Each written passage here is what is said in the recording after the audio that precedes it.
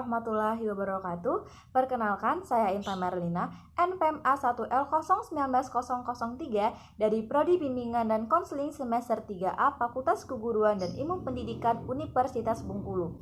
Baiklah, pada video kali ini saya akan menjelaskan perbedaan dari bimbingan kelompok topik tugas, bimbingan kelompok topik bebas, dan juga konseling kelompok.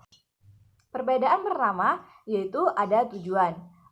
Pada bimbingan kelompok topik tugas dan bimbingan kelompok topik bebas, tujuannya yaitu perkembangan pribadi anggota kelompok melalui perubahan dan pendalaman topik. Namun, pada konseling kelompok, tujuannya yaitu masalah dari anggota kelompok yang mempunyai masalah. Kemudian, pembeda yang kedua yaitu ada pada jumlah anggota. Pada bimbingan kelompok topik bebas, jumlah anggotanya tidak dibatasi. Namun pada bimbingan kelompok topik tugas, jumlah anggotanya terdiri dari 10 sampai 15 orang. Kemudian pada konseling kelompok, jumlah anggotanya terdiri dari 10 orang.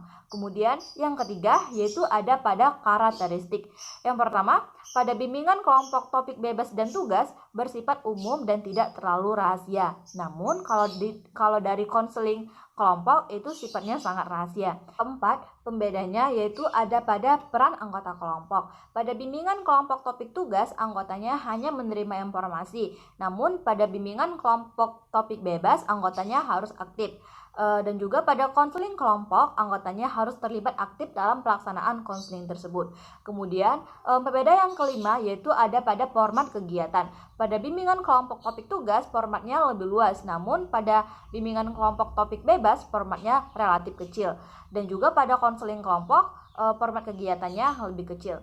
Yang keenam yaitu ada suasana interaksi. Pada bimbingan kelompok topik tugas yaitu monolog atau dialog. Kemudian pada bimbingan kelompok topik bebas, suasana interaksinya mengikuti arah melibatkan aspek kognitif. Namun pada konseling kelompok, suasana interaksinya lebih mengentaskan masalah. Kemudian pembeda yang ketujuh yaitu terdapat pada lama frekuensi kegiatan. Pada bimbingan kelompok topik tugas, kegiatannya akan berakhir apabila informasinya sudah disampaikan. Namun pada bimbingan kelompok topik bebas, kegiatannya berkembang sesuai dengan perubahan dan pendalaman topik.